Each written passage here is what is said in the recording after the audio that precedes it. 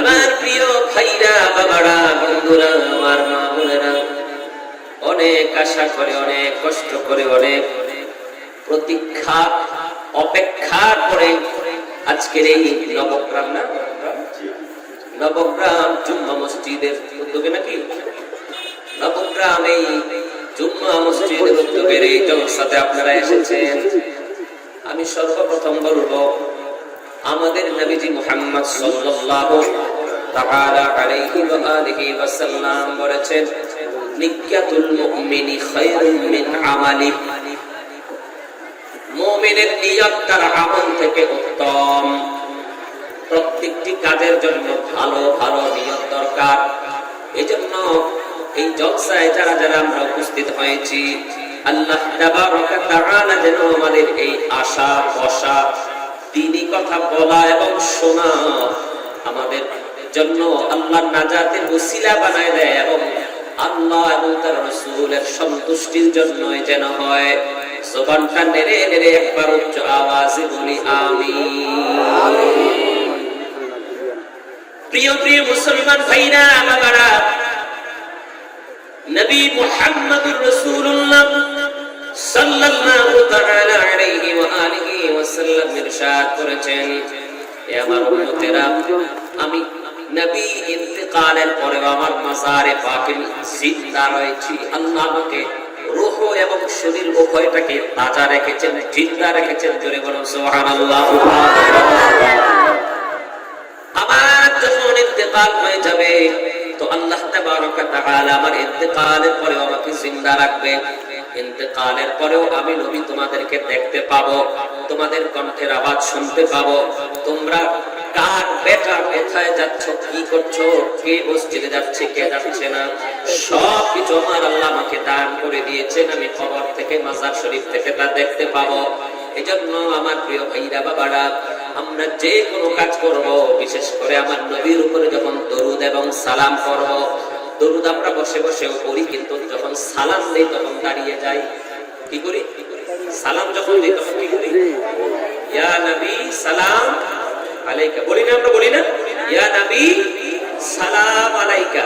হে নবী, হে অদৃশ্যের সম্পদদাতা নবী, আপনার উপরে আল্লাহ পাকের শান্তি বর্ষিত হোক। বলেন সুবহানাল্লাহ।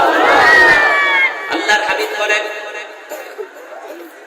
পৃথিবীর যে কোনো প্রান্ত থেকে আল্লাহর যে কোনো সৃষ্টি যদি আমি নবীকে সালাম দেয়, তো যদি মহব্বত থাকে, আমি নবী মদিনা থেকে তার কণ্ঠের আওয়াজ শুনতে পাই, এবং আমি নবী মুহাম্মদুর রাসূলুল্লাহ তার চেহারাও দেখতে পাই, এবং আমি নবী তাকে চিনতেও পারি। ইমামে জাযুলি দালালুল খায়রাত নামক কিতাবের মুকদ্দমাত লিখেছেন, আমার ভাইরা, বাবারা, বন্ধুরা, আল্লাহর হাবিব সাল্লাল্লাহু আলাইহি ওয়া আলিহি ওয়াসাল্লাম হাদিসে পাক সংকলন, হাদিসে পাক ইরশাদ করেছেন। ইমামে জাযুলি ওনার দালালুল খায়রাত নামক কিতাবের ইন্ট্রোডাক্টরি অর্থাৎ মুকদ্দমা মানে ভূমিকার মধ্যে হাদিস নকল করেছেন। আমার ভাইরা, আল্লাহর হাবিব সাল্লাল্লাহু আলাইহি ওয়া আলিহি ওয়াসাল্লাম ইরশাদ করেছেন, আরে আমার উম্মতের দল, আমি নবীর উপরে কেউ যদি মুহাব্বতের দরুদ এবং সালাম করে, আমি নবী ওই মুহাব্বত ওয়ালার দরুদ এবং সালাম শুনতেও পারি এবং তাকে চিনতেও পারি। এজন্য আমার ভাইরা, বাবারা, মসজিদ হোক, খানকায় হোক, জলসায় হোক, মাহফিলে হোক, মিলাদে হোক, রাস্তায় হোক, বসে হোক, ঘরে হোক, যেখানে আমরা আমার নবীর উপরে দরুদ এবং সালাম পড়ব, মুহাব্বতে পড়ব, চোখটা বন্ধ করে পড়ব, সম্ভব হলে চোখের পানি করে ছেড়ে ছেড়ে পড়ব। খোদার কসম, কোন ঈমানদার মুসলমান যদি আল্লাহর হাবিব সাল্লাল্লাহু আলাইহি ওয়া আলিহি ওয়াসাল্লামকে মুহাব্বতে দরুদ এবং সালাম দিতে পারে, আমার নবী দু জাহানের বাদশা নবী, কোন ফেরেশতা লাগবে না, ওয়াসিলা লাগবে না, মাধ্যম লাগবে না, সরাসরি নবগ্রামের মানুষগুলোকে আমার নবী মদিনা থেকে কণ্ঠের আওয়াজ শুনতে পাবে এবং মদিনা থেকে আমাদেরকে চিনতেও পারবে। জোরে বলুন সুবহানাল্লাহ। আচ্ছা, আমার নবীকে সেই ক্ষমতা দিয়েছেন কে? আল্লাহ। জোরে বলবেন না, কে দিয়েছেন?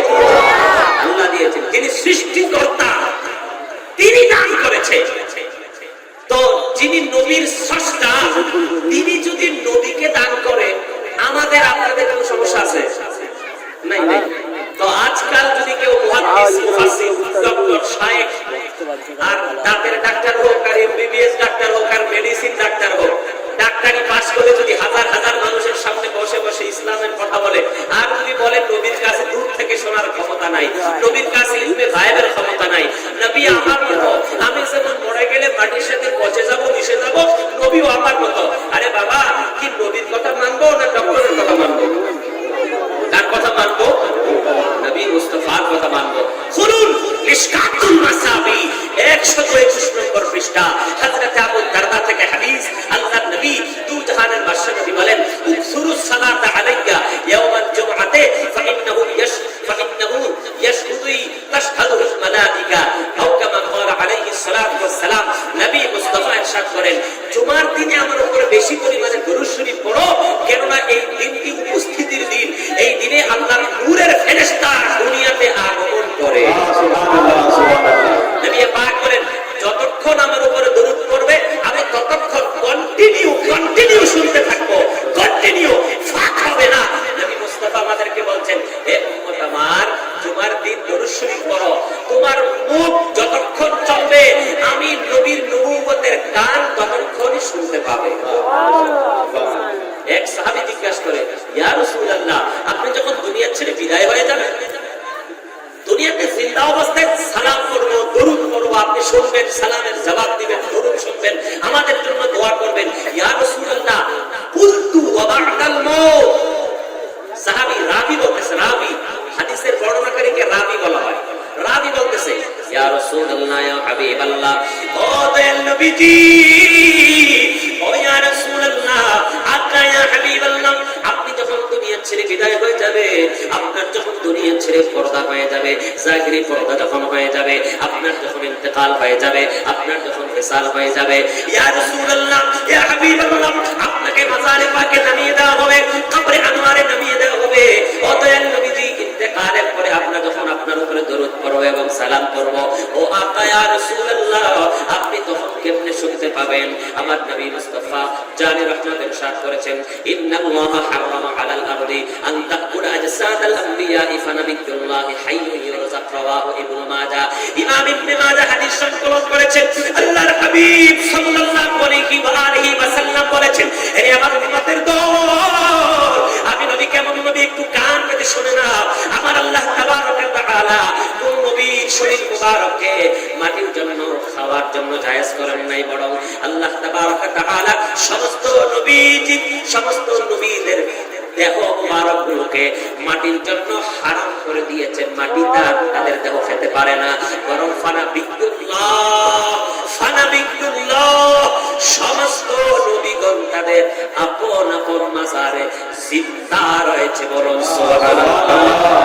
শুধু তাই নয়, আল্লাহর হাবিব সাল্লাল্লাহু আলাইহি ওয়া আলিহি ওয়াসাল্লাম ইরশাদ করেছেন, শুধু জিন্দা না, জিন্দা তো জিন্দা, আল্লাহর পয়গম্বর ইন্তেকালের পরে কবরে আনোয়ারেও খোদার জান্নাত থেকে রিজিক পাচ্ছে।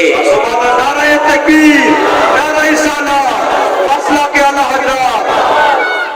আমার প্রিয় ভাইরা বাবারা, এই জন্য আহলুস সুন্নাহ ওয়াল জামাতে থাকতে হবে।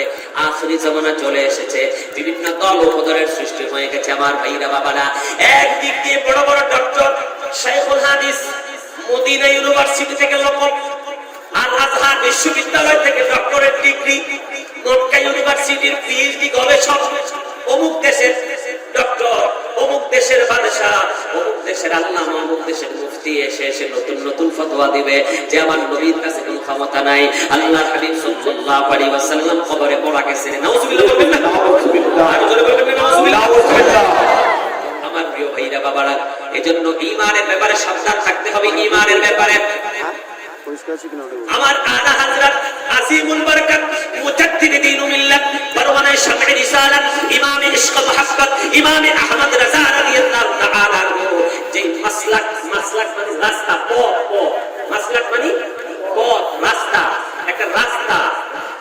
ধরেন আপনি এখান থেকে কলসন্ডা যাবেন, কোথায় যাবেন? কলসন্ডা যাবেন। আপনি সোজাসুজি চলে যান, যেতে পারবেন, একটু ঘুরে গেলে যেতে পারবেন না? এদিক দিয়ে গেলে পারবেন না, ঘুরে গেলে? আচ্ছা, আপনি কলকাতা যাবেন, এখান থেকে হেলিকপ্টারে যেতে পারবেন, হেলিকপ্টারে যাওয়া যাবে না? আচ্ছা, গাড়ি দিয়েও তো যাওয়া যাবে না?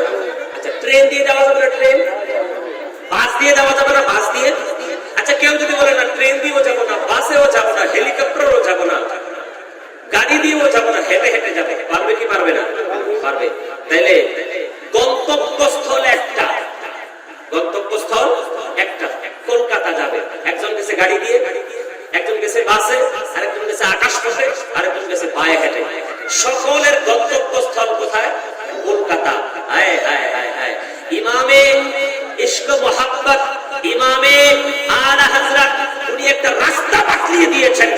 আহলুস সুন্নাহ ওয়াল জামাতের যেই আকীদা, এই আকীদাগুলো বাতিল ফিরকা কোরআন ও হাদিস অপব্যাখ্যা করে করে মানুষকে বেঈমান বানাচ্ছিল, ঠিক সেই সময়ে নবী মুস্তাফা থেকে মদিনার চেরাগ নিয়ে আহমদ রাজা এই ভারতীয় উপমহাদেশে এসেছে। আর এসে নতুন কোন ইসলাম প্রচার করে নাই। আহমদ রাজা কি করেছে?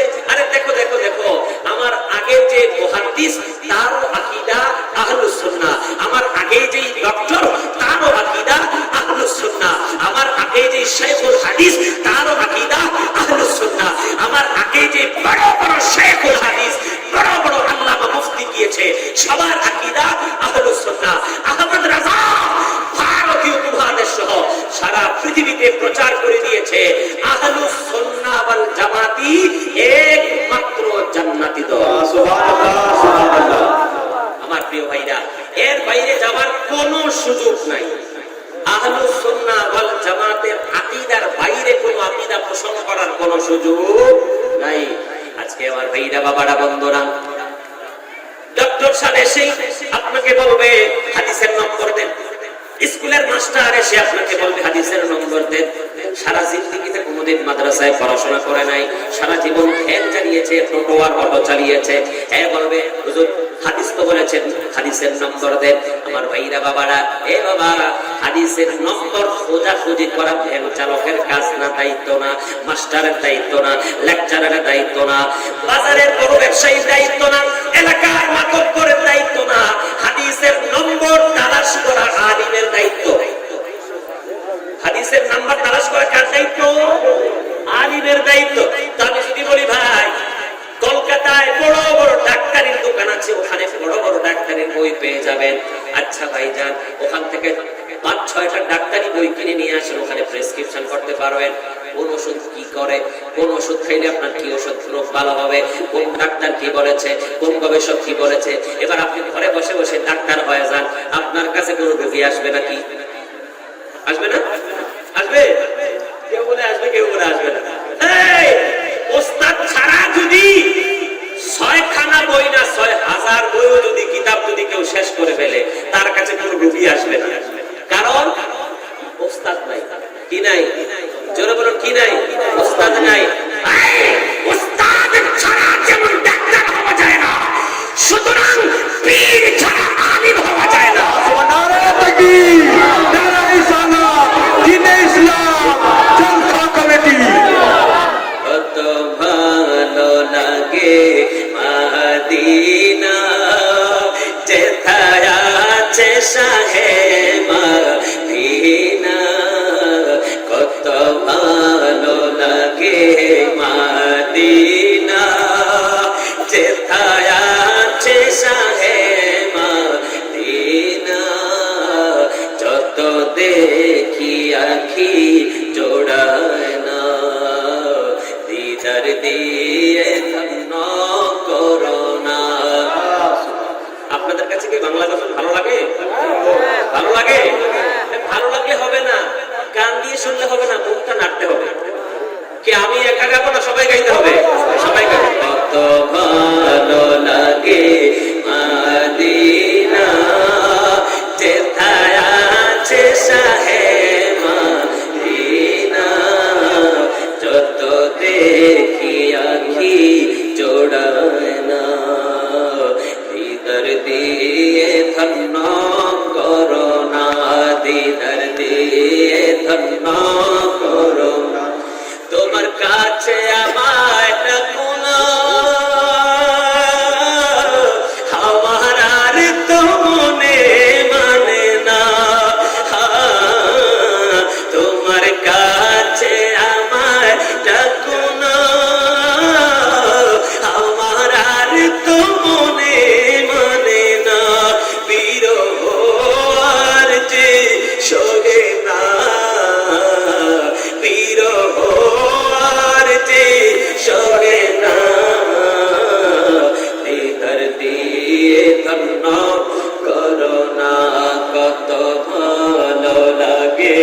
মদিনা যেথায় আছে শাহে মদিনা যত দেখি আঁখি জোড়ায় না দিদার দিয়ে ধন্য করো না দিদার দিয়ে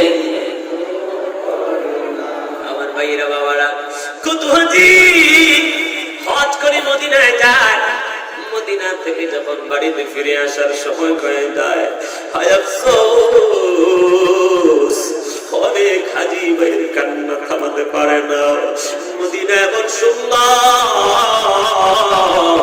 মদিনার মাটির মধ্যে রোগের শেফা রয়েছে আমার প্রিয় ভাইরা বাবারা মদিনা তো জান্নাতের বাগান মদিনা দেখতেই মন চায় দেখতেই মন চায় মদিনা থেকে কোন হাজি তো আসতে মন চায় না রে বাবা যদি ওই হাজির ঈমান থাকে আর মনে যদি নবীর মুহাব্বত থাকে এই জন্য আমাদের বাংলাদেশের একজন কবি নাতে রাসূল বানিয়েছেন কত ভালো লাগে মদিনা যেথায় আছে শাহে মদিনা যত দেখি আঁখি জোড়ায় না দিদার দিয়ে ধন্য করো না দিদার দিয়ে ধন্য কি আমার একা দিদার দরকার না সবার নবীর দিদার দরকার আচ্ছা নবীর দিদার যার নসিব হয়ে যাবে তার জাহান্নামের আগুন হারাম হয়ে যাবে নবী মুস্তাফা ইরশাদ করেছেন মুসলিম শরীফের হাদিস মিশকাতুল মাসাবিত হাদিস রয়েছে নবী মুস্তাফা ইরশাদ করেন যে ব্যক্তি আমি নবীকে দেখে নিল তাকে জাহান্নামের আগুন স্পর্শ করতে পারবে না হায় হায় যে আমাকে দেখলো তাকে যে দেখবে বুঝতেছেন কথা যে আমাকে দেখলো নবীর সাহাবীদের কেউ যদি দেখে তো নবীর সাহাবীকে দেখলেও জাহান্নামের আগুন হারাম হয়ে যাবে এজন্য বলছেন দিদার দিয়ে ধন্য করো না তুমি চুপি চুপি একা কবে জানি দিবে দেখা ইয়া রাসূলুল্লাহ জবান খুলে বলুন ইয়া রাসূলুল্লাহ তুমি চুপি চুপি একা কবে জানি দিবে দেখা আমায় কথা দাও গো আকা আমায় কথা দাও গো আকা কদম ছাড়া করবানা কত ভালো লাগে মাদিনা সবার শুনে শুনতে চাই কত ভালো লাগে মারহাবা আজ থায়া আছে শাহে মদিনা যত দেখি আঁখি জোড়ায় না দিদার দিয়ে ধন্য করো না দিদার দিয়ে ধন্য করো না বলুন আলহামদুলিল্লাহ পিছন সহ একটা জবান বন্ধ হবে না সকলে বলুন আলহামদুলিল্লাহ আল্লাহ খুশি না বেজার হইল আল্লাহ কি খুশি হলো না বেজার হইল জলসায় না শুধু হাঁটতে বসতে খাবারের আগে পরে বাজারে যাচ্ছেন ঘর থেকে বের হচ্ছেন মনে একটু শান্তি অনুভব হলো বলবেন আলহামদুলিল্লাহ তখন আল্লাহ যদি দিল থেকে আমরা বলতে পারি আলহামদুলিল্লাহ খোদার কসম আল্লাহ কোরআনে বলেছেন আমি অবশ্যই তোমাকে তোমার রিজিক বাড়িয়ে দেব সুবহানাল্লাহ তোমার সম্মান বাড়িয়ে দেব সুবহানাল্লাহ তোমার মর্যাদা বাড়িয়ে দেব সুবহানাল্লাহ আমার প্রিয় ভাইরা বাবারা কোরআনে পাকের আয়াত তেলাওয়াত করেছি সূরাতুল বাকারা আল্লাহ তাবারাকা তাআলা কালামে হাকীম ইরশাদ করেছেন ইয়া আইয়ুহাল্লাযীনা আমানু লা তাকুলু রাঈনা ওয়া কুলু উনজুরনা ওয়াসমাউ আল্লাহ তাবারাকা তাআলা কালামে হাকীমে সুন্দর করে বলে দিচ্ছেন ওহে যারা ঈমান এনেছো লা তাকুলু রাঈনা তোমরা রাঈনা নামক শব্দ নবীর সামনে ব্যবহার করিও না, বলিও না, বরং ওয়াকুলুম কুরনা, এই কথা বলো, শব্দটা এটা ইউজ করো যে উনজুরনা। আল্লাহ তাবারক ওয়া তাআলা আমাদেরকে আদব শিক্ষা দিচ্ছেন, আল্লাহর নবীর সাহাবীদেরকে আদব শিক্ষা দিচ্ছেন, নবীর দরবারে আদব আল্লাহ আমাদেরকে শিক্ষা দিচ্ছেন। আল্লাহ বলছেন, ও হে যারা ঈমান এনেছো, ও মুমিনেরা শুনে নাও, শুধু তোমাদের দায়িত্বের মধ্যে নামাজ না, শুধু তোমাদের দায়িত্বের মধ্যে পাগড়ি পরিধান করা না, শুধু তোমাদের দায়িত্বের মধ্যে গরিবদেরকে খাবার দেওয়ানো না, তাসবিহ তাহলিল কোরআন তেলাওয়াত করা নয়, মানুষকে কোরআন শোনানো আর হাদিস শোনানো, সহিহ হাদিসের পিছনে দৌড়াদৌড়ি করা এটা শেষ নয়। আমি তোমাদের দায়িত্বের মধ্যে আরো একটা দায়িত্ব দিলাম, ঈমান আনার পরে তোমরা আমার নবীজির সম্মান করবা, আদব করবা। যদি আদব ঠিক থাকে তাহলেই আমি তোমাকে ঈমানদার বলবো। আল্লাহ যখন শুরুতে বলেছেন, ইয়া আইয়ুহাল্লাযীনা আমানু, ইয়া আইয়ুহাল্লাযীনা আমানু, ও হে যারা ঈমান এনেছো, সুতরাং যেখানে নামাজের কথা বলা হয়েছে সেখানেও ইয়া আইয়ুহাল্লাযীনা আমানু, যেখানে রোজার কথা বলা হয়েছে সেখানেও ইয়া আইয়ুহাল্লাযীনা আমানু, যেখানে দাড়ি টুপি পাঞ্জাবি কোরআন তেলাওয়াতের কথা বলা হয়েছে সেখানেও ইয়া আইয়ুহাল্লাযীনা আমানু। হে মুসলমান, হে আমার প্রিয় ভাইরা, বাবারা, বোনেরা, বন্ধুরা, কান পেতে শুনে নেন, আমরা মুমিন, আমাদের উপরে আরেকটা দায়িত্ব কর্তব্য হলো, আল্লাহ বলছেন এমন কোন শব্দ যেন তোমার জবান দিয়ে বের না হয় যেই শব্দ ব্যবহার করলে আমার নবীর সাথে বেয়াদবি হবে, আমার নবীর শানে আঘাত আসবে। এখন আসেন রাইনা শব্দের অর্থ কি? রাইনা শব্দটির শাব্দিক অর্থ হলো আমাদের দিকে তাকান, পুনরায় পুনরাবৃত্তি করেন। এটাকে আরবি ভাষায় আরেকটি অর্থে ব্যবহার হতো, রাইনা বলা হতো হে আমাদের রাখাল। মানে একই শব্দ, অর্থ কয়টা? কথা বলেন, দুইটা অর্থ।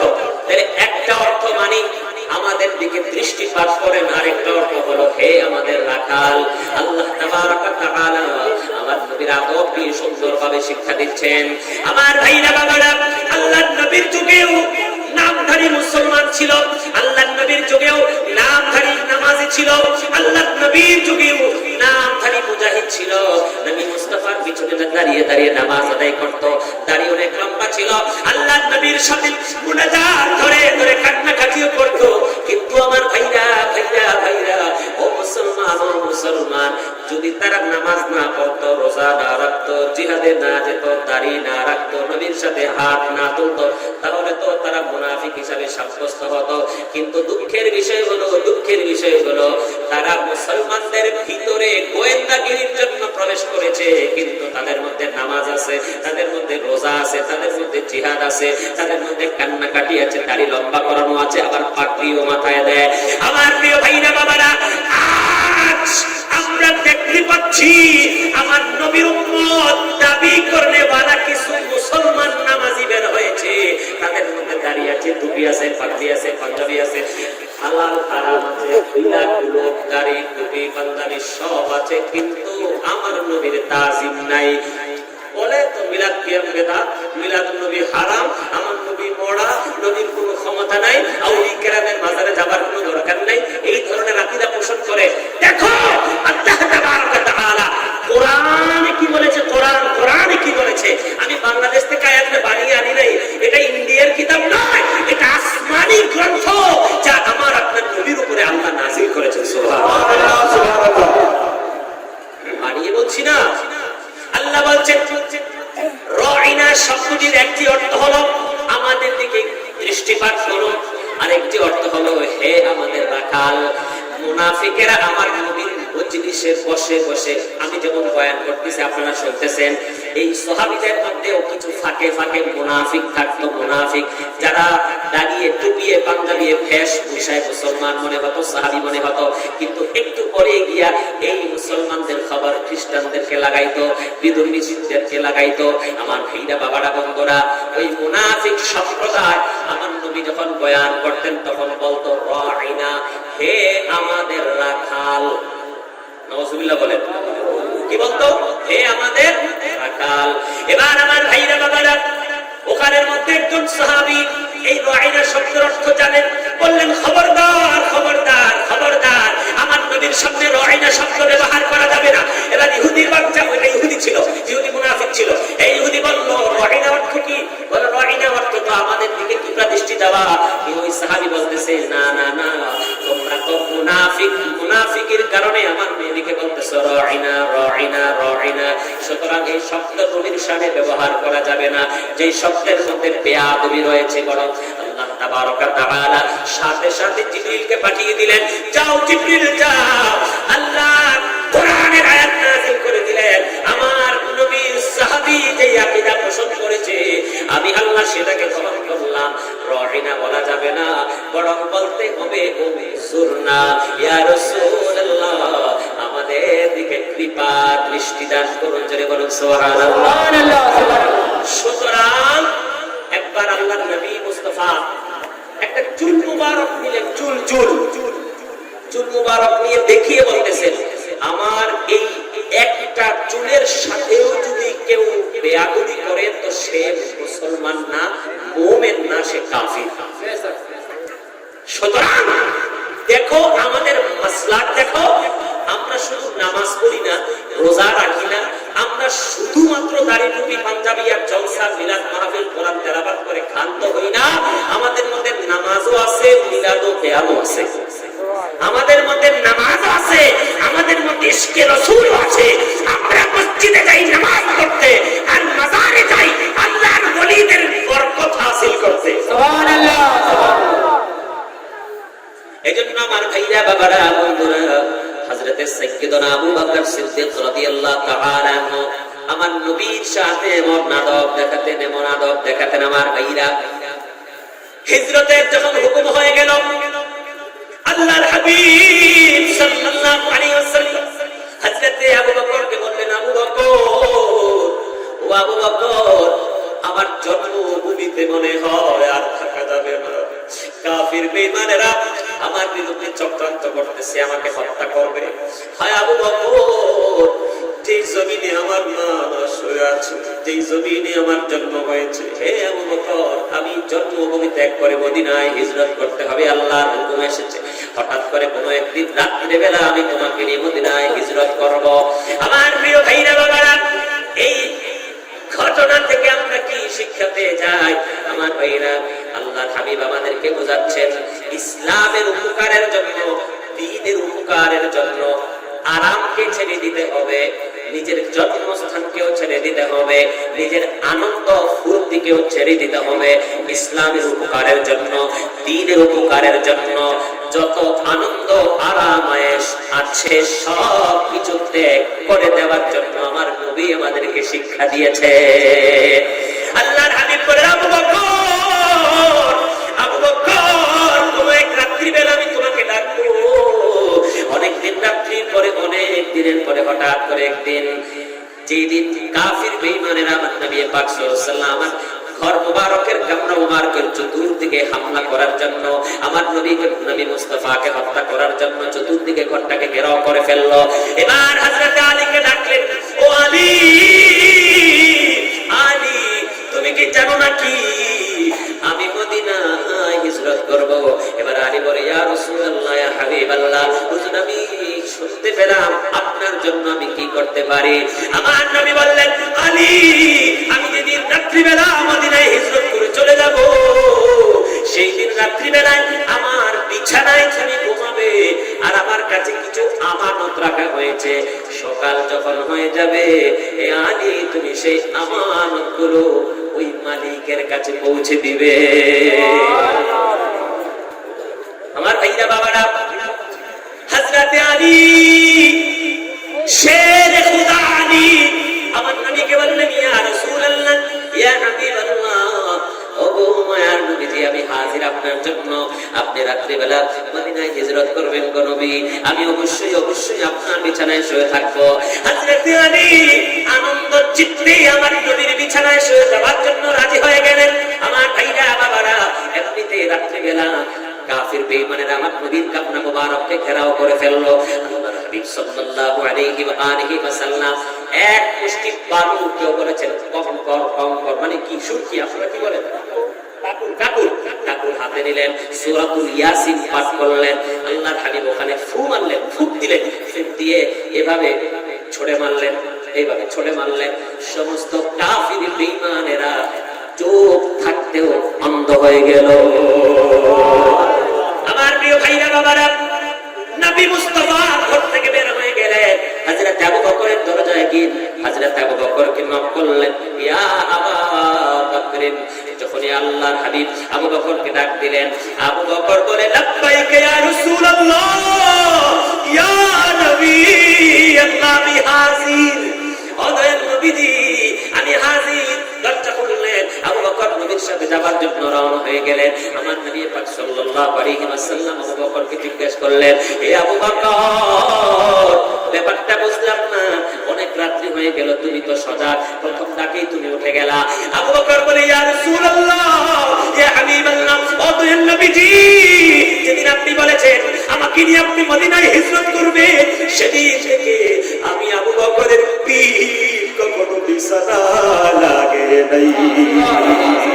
আমার ভাই ওই দিক দিয়ে আলীকে আমার নবীর বিছানায় শুয়ে দিয়ে আসলেন। আর কিছু আমানত, আমার নবী তো নবুয়তের আগেই আল আমিন ছিলেন। কি ছিলেন? আল আমিন শব্দের অর্থ কি বলতে পারবেন? হ্যাঁ, সত্যবাদী, হ্যাঁ, বিশ্বাসী, অধিক বিশ্বাসী, অধিক আমানতদার, অধিক আমানতদারকে আল আমিন বলা হয়। আলিফ লাম আছে। হায় হায় হায় হায়, নবী মুস্তাফা আমাদেরকে শিক্ষা দিচ্ছে, তুমি যদি দ্বীন প্রচার করতে চাও, তুমি যদি আল্লাহর রাসূলের সুন্নাত প্রচার করতে চাও, তুমি যদি কোরআনের বাণী মানুষের কাছে পৌঁছে দিতে চাও, তুমি যদি আল্লাহ তাবারক ওয়া তাআলার দ্বীনকে মানুষের কাছে পৌঁছাতে চাও, তো আগে ব্যক্তিকে বাস্তবায়ন করো। আল্লাহর হাবিব নবুয়তের আগে এমন আমানতদার ছিলেন, এমন বিশ্বাসী ছিলেন যে কাফির বেঈমান পর্যন্ত আমাদের নবীর কাছে জিনিসপত্র আমানত রাখতো। সুবহানাল্লাহ। তো আমি আপনার অবস্থা কি, আমার আপনার বৈশিষ্ট্য কি দেখেন তো একটু। আমি যে আরেকজনকে ভালো কথা একটা শোনাবো, আমার মধ্যে কি বৈশিষ্ট্য আছে, আমার মধ্যে কি গুণাবলী আছে, কিন্তু আমার নবী পাক সাল্লাল্লাহু আলাইহি ওয়াসাল্লাম আমার কাছে কাফির বেঈমান পর্যন্ত আমানত রাখতো। এইজন্য আলীকে বললেন, আলী রাত্রিবেলা আমার বিছানায় ঘুমিয়ে যাবে, সকালে উঠে আমার আমানতগুলো মালিকদের কাছে পৌঁছে দিবে। আমার ভাইরা বাবারা, আজকে আলী একেবারে আনন্দ চিত্তে নবীর বিছানায় শুয়ে ঘুমাচ্ছে। আলী ব্যাপার কি, আজকে খুশি কেন? চতুর্দিকে তো কাফির বেঈমান। আলী বলে, হায় হায়, অন্য রাত্রিতে আমি যখন বিছানায় শুয়ে যাই, তখন আমার মৌতের চিন্তা আসে যে হায় আমার মৌত এসে যেতে পারে। কিন্তু খোদা কি কসম, যখনই আমার নবী বলেছে আলী আমার বিছানায় ঘুমিয়ে যাও, সকাল বেলায় উঠে আমার আমানতগুলো দিয়ে দিবে, তো আলী বলে, খোদার কসম, আমার নবী যেহেতু বলেছে সকালে আমার আমানত পৌঁছে দিবে, তো আমার নিঃসন্দেহে আজকে রাত্রি মৌত হবে না। সুবহানাল্লাহ, আল্লাহু আকবার, ইয়া রাসূলুল্লাহ, জিন্দাবাদ, জিন্দাবাদ, नहीं छोड़ेंगे, नहीं छोड़ेंगे, नहीं छोड़ेंगे, नहीं छोड़ेंगे। अल्लाहु আকবার, ইয়া রাসূলুল্লাহ। আল্লাহর হাবিব আমাদের কি বুঝাচ্ছেন? এই আমার উম্মতেরা, ঈমানদার যদি হতে চাও আমার সাহাবীদের মতো ঈমান আনো। দেখো কিভাবে হযরতে আলী আমার বিছানায় শুয়ে গিয়েছে, আবার সকাল বেলায় আমানতগুলো পৌঁছে দেওয়ার জন্য নিয়ত করেছে। আমার প্রিয় ভাইরা, আমার বন্ধুরা, হযরতে আলীর আকীদা ছিল, আমার নবী জানে যে আমি আলীকে শহীদ করতে পারবে না। হযরতে আলীর আকীদা ছিল আল্লাহ হাবিব সাল্লাল্লাহু আলাইহি ওয়াসাল্লাম ইলমে গায়েব রাখেন, অদৃশ্যের খবর রাখেন, ইলমে গায়েবের অধিকারী আমার আল্লাহ আমার নবীকে ইলমে গায়েব দান করেছেন। হযরতে আলীর এই আকীদা ছিল, এই বিশ্বাস ছিল, এই জন্য আলী আনন্দ চিত্তে রাত্রিবেলা ঘুমিয়ে গেলেন আর মনে মনে চিন্তা করলেন, যেহেতু আমার নবী আমার কাছে আমানত দিয়েছে, সেহেতু আমানত মালিকের কাছে পৌঁছে যাবে, এর আগে আমি আলীকে আজরাইল কখনো জান কবজ করতে পারবে না। সুবহানাল্লাহ, সুবহানাল্লাহ। আমার প্রিয় ভাইরা, হাদিস আপনাদেরকে শোনায় দেই আমার ভাইরা বাবারা। মুতার যুদ্ধের মধ্যে আমার নবী পাক সাল্লাল্লাহু আলাইহি ওয়াসাল্লাম তিনজন সেনাপতি নিয়োগ করলেন। কয়জন? যদি বলো কয়জন? আমার জানা মতে কোন যুদ্ধের ময়দানে নবী তিনজন সেনাপতি নিয়োগ করেন নাই। আল্লাহর নবী দুজাহানের বাদশা নবী অদৃশ্যের খবরদাতা নবী তিনজন সেনাপতিকে নিয়োগ করলেন। তিনজন সেনাপতি, একজনের নাম হলো হযরতে যায়েদ বিন হারেসা, আরেকজনের নাম হলো হযরতে জাফর ইবনে আবি তালিব, আরেকজনের নাম হলো হযরতে আব্দুর রহমান আব্দুল্লাহ ইবনে রাওয়াহা। এই তিনজনকে বসিয়ে আল্লাহর হাবিব তিনজনকে সেনাপতি নিয়োগ করলেন মুতার যুদ্ধে। রোমানদের সাথে যুদ্ধ করতে যাবে। আমার প্রিয় ভাইরা, বাবারা, বন্ধুরা, ও আমার বাবারা, ভাইরা, এই হাদিসে পাক বুখারী শরীফের প্রথম খণ্ড 431 পৃষ্ঠাতে রয়েছে। মিশকাতুল মাসাবি 533 পৃষ্ঠাতে রয়েছে। বলেন সুবহানাল্লাহ। তাহলে কোন কিতাবে আছে হাদিস? না কালকে সকালে বলবে বাংলাদেশে হুজুর বানায় বানায় ওয়াজ করে গেছে। হ্যাঁ, এই শোনো, সুন্নিদের আকীদা গল্প কাহিনী নয়, সুন্নিদের আকীদা কোরআন হাদিস সম্মত। বুখারী শরীফ প্রথম খণ্ড 431 নম্বর পৃষ্ঠা ইমামে বুখারী হাদিস সংকলন করেছে। আল্লাহর হাবিব তিনজন সেনাপতি নিয়োগ করলেন। আমার ভাইরা বাবারা, এখন দেখেন আমার নবীর ক্ষমতা কি। দেখো সুন্নিদের আকীদার সাথে নবীজির আকীদার মিল আছে কিনা, নবীর সাহাবীদের আকীদার মিল আছে কিনা। হাদিস শোনাই, এবার আপনাদের আকলি ধরে ফেলবে কোনটা হক কোনটা বাতিল। এবার আমার ভাইরা বাবারা, আল্লাহর হাবিব বললেন মুতার যুদ্ধে 1 লক্ষ রোমান সৈন্য। কত? এই জবাব করে বলতে হবে তো। 1 লক্ষ। আর মুসলমানদের সংখ্যা হলো মাত্র 3000। কত হাজার? চিন্তা করেন তো, কোথায় 1 লাখ, কোথায় 3000। হযরত আব্দুল্লাহ ইবনে রাওয়াহা জিহাদের ময়দানে যুদ্ধ করার আগে আল্লাহর নবীর সাহাবীদেরকে ভাষণ দিলেন, হে আমার নবীর সাহাবীরা, আমরা কোন যুদ্ধের ময়দানে সংখ্যা দিয়ে যুদ্ধ করি নাই, আমরা যুদ্ধ করেছি আমার আল্লাহকে খুশি করার জন্য। এবার গরম বক্তব্য যখন হযরত আব্দুল্লাহ ইবনে রাওয়াহা দিয়ে দিলেন, আমার নবী আগেই সুসংবাদ দিয়েছেন সর্বপ্রথম সেনাপতি হবে হযরতে যায়েদ। যায়েদ যদি শহীদ হয়ে যায়, এরপরে হযরতে জাফর ইবনে আবি তালিব হয়ে যাবে। এরপরে হযরতে জাফর যদি শহীদ হয়ে যায়, হযরতে আব্দুল্লাহ ইবনে রাওয়াহা সেনাপতির দায়িত্ব পালন করবে। তিনজন যদি শহীদ হয়ে যায়, আমার ভাইরা সবাই একটু খেয়াল করে, আমার নবী বলেন তিনজন যদি শহীদ হয়ে যায়, এরপরে তোমরা ফয়সালা করবে। তাহলে বোঝা গেল আল্লাহর হাবিবের জীবন দশায় কোন যুদ্ধের জন্য তিনজন সেনাপতি নিয়োগ করা হয় নাই। আমার ভাইরা বাবারা, যেহেতু এই মুতার যুদ্ধের ময়দানের জন্য আল্লাহর হাবিব মদিনাতে বসে তিনজন সেনাপতিকে নিয়োগ করলেন। এবার শুনুন, সামনে হাদিস আসতেছে। জিহাদের ময়দানে যুদ্ধ শুরু হয়ে গেল। আল্লাহর পয়গম্বর মদিনায় পাকের মিম্বরে বসে গেলেন। আল্লাহর নবীর সাহাবীরা সামনে বসা। নবীর সাহাবীরা কোথায় বসা? নবীর সামনে বসা। এবার প্রমাণ হয়ে যাবে নবীর সাহাবীদের কি আকীদা, আল্লাহর রাসূলের কি আকীদা। সুবহানাল্লাহ, সুবহানাল্লাহ। নবীজি মিম্বরে বসে গেলেন। এবার যুদ্ধ শুরু হয়ে গেল মুতার ময়দানে, রোমান সীমান্তে। আর নবী কোথায় বসে আছে? মদিনায়। কথা বলেন না, কোথায় বসে আছে? মদিনায় পাকে। আমার ভাইরা বাবারা, হযরত যায়েদ রাদিয়াল্লাহু তাআলা সেনাপতি। যুদ্ধ চলছে। হযরত যায়েদ যুদ্ধ করতে করতে শহীদ হয়ে গেলেন। এই দিক দিয়ে আমার আপনার নবী মদিনার মিম্বরে বসে সংবাদ দিলেন, এই মুহূর্তে আমার যায়েদ শহীদ হয়েছে। আল্লাহু আকবার, ইয়া রাসূলুল্লাহ, জিন্দাবাদ, जिंदाबाद, नहीं छोड़ेंगे, नहीं छोड़ेंगे, जिंदाबाद, अल्लाहु अकबर, या रसूलुल्लाह। আমার প্রিয় ভাইরা, বিবেক দিয়ে নিরপেক্ষ দৃষ্টিতে মেহেরবানি করে অনুরোধ করব, মনোযোগের সাথে শুনুন। আমার মা বোনেরাও এখানে আছে অনেকেই। অনেকের ঈমানের মধ্যে দুর্বলতা থাকতে পারে। কেন? এটা আখিরি জামানা। এই জামানায় এসে ৭৩টা ফিরকা হয়ে যাবে। এই ৭৩ ফিরকার মধ্যে ৭২টি ফিরকা মানে দল জাহান্নামে চলে যাবে, একটা দল জান্নাতি হবে। মানে বলছি না, খুলুন মিশকাত শরীফ ৩০ নম্বর পৃষ্ঠা, ইমামে আহমদ ইবনে হাম্বল ওনার মুসনাদে আহমদে, আমার ভাইরা বাবারা বন্ধুরা, ইমামে খতিব তিরমিজি রাহমাতুল্লাহি আলাইহি হাদিস সংকলন করেছেন, ইন্না বনি ইসরাঈলা তাফাররাকাত আলা ৭২ মিল্লাহ, ৭২ মিল্লাহ। এরপরে বলেছেন ওয়া তাফতারিকু উম্মতি আলা ৭৩ মিল্লাহ। জোরে বলুন সুবহানাল্লাহ। كلهم في النار إلا ملة واحدة قالوا من هي يا رسول الله قال ما أنا عليه وأصحابي أو كما قال عليه الصلاة والسلام।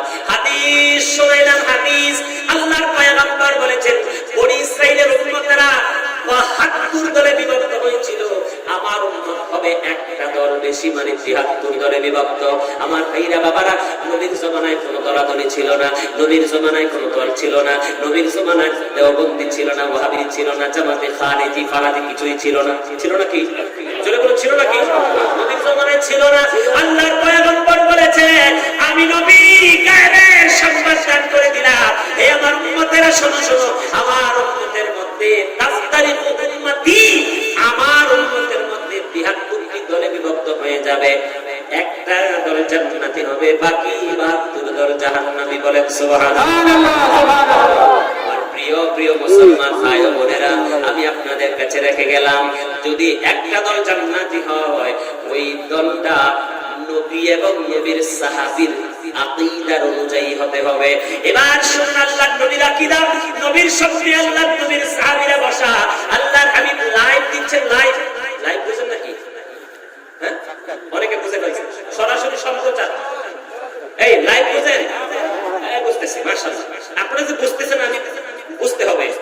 আল্লাহর হাবিব ইমো আছে নাকি? তখন ইমো ছিল নাকি? মেসেঞ্জার এই ফেসবুক আছিল নাকি? টেলিফোন, তার বিশিষ্ট টেলিফোন। আরে দেখো তুমি কেমন নবীর উম্মত, নবীকে আল্লাহ কি ক্ষমতা দিয়েছে দেখো। না ইমো, না মেসেঞ্জার, না ফেসবুক, না ফাইবার, না হোয়াটসঅ্যাপ, না তার, না ব্লুটুথ। জোরে বলো না, ঠিক কিনা? মুস্তাফা মদিনার মিম্বরে বসা, নবীর সাহাবী নবীর সামনে বসা।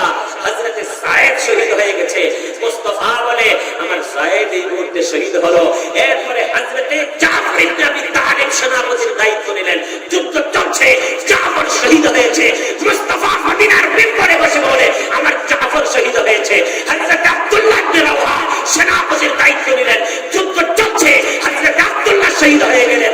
নবী মুস্তাফা মদিনার মিম্বরে বসে বলে আমার আব্দুল্লাহ শহীদ হয়ে গেছে। বলেন সুবহানাল্লাহ।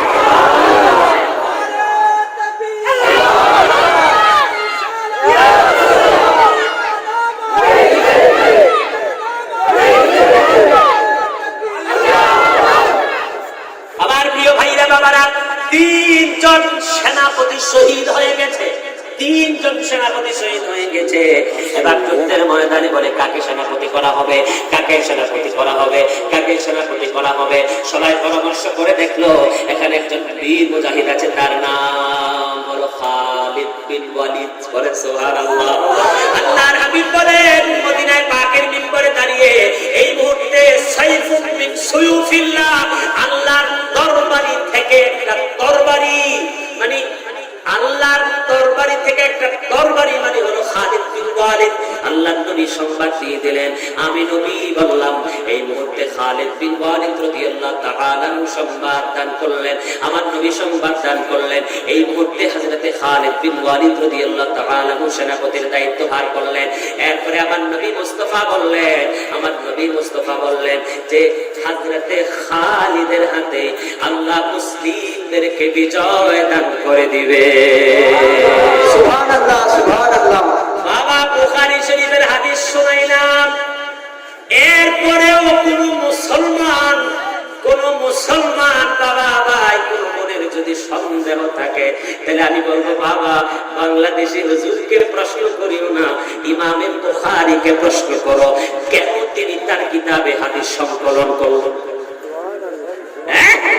ইমামে বুখারী এমন বান্দা যিনি বুখারী শরীফের প্রত্যেকটি হাদিস লিখার আগে 2 রাকাত নামাজ আদায় করেছেন, গোসল বানিয়েছেন, আতর লাগিয়েছেন, নতুন পোশাক পরিধান করেছেন, মক্কায় মুআজ্জামা কাবা শরীফের পাশে বসে এক একটা হাদিসের আগে এক একবার গোসল বানিয়েছে, পোশাক পরিবর্তন করেছে, প্রত্যেকবার সুগন্ধি লাগিয়েছে।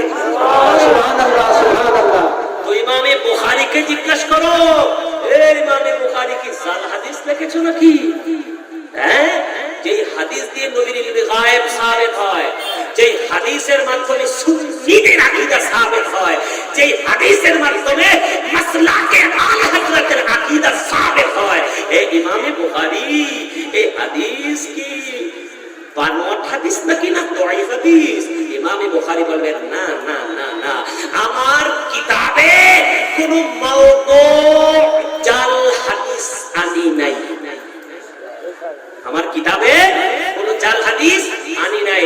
ইমামে বুখারী কোন riwayate 2 লাখ, কোন riwayate 1 লাখ।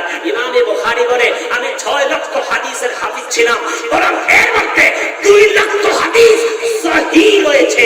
কেউ বলেছেন, ইমাম বুখারী বলেছে এর মধ্যে 1 লক্ষ হাদিস সহিহ, মানে অনেক ভারী, অনেক মজবুত হাদিস। ইমাম বুখারী বলে আমি ওই 1 লক্ষ হাদিসগুলোকে বাছাই করে যাচাই করে দেখাশোনা করে করে 1 বছর 2 বছর 5 বছর 10 বছর 15 বছর নয়, বরং 1 লাখ হাদিসকে গবেষণা করে করে গোসল বানায়া, আতর বানায়া, নতুন জামা পরে কাবা শরীফের সামনে গিয়ে 2 রাকাত নামাজ পড়ে 1 লাখ হাদিস থেকে গবেষণা করে বুখারী শরীফে মাত্র 4500 হাদিস সংকলন করেছে। মামুলি কিতাব নয়, মামুলি কিতাব নয়। ইমামে আচ্ছা শয়তানের দলিল লাগে 99টা, কয়টা লাগে?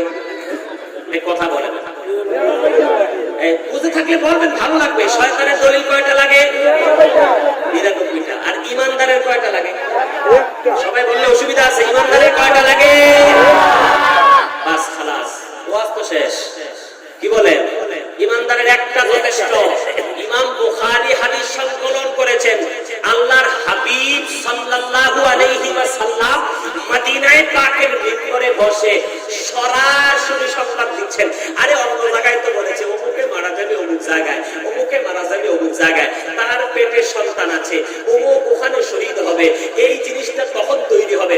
নবী বলেন না না না, আমি তো 2 বছর 3 বছর 5 বছর 500 1000 1500 বছর পরের সংবাদ বলেছি, কিয়ামতের আগের সংবাদ বলেছি, কিয়ামতের পরের সংবাদ বলেছি।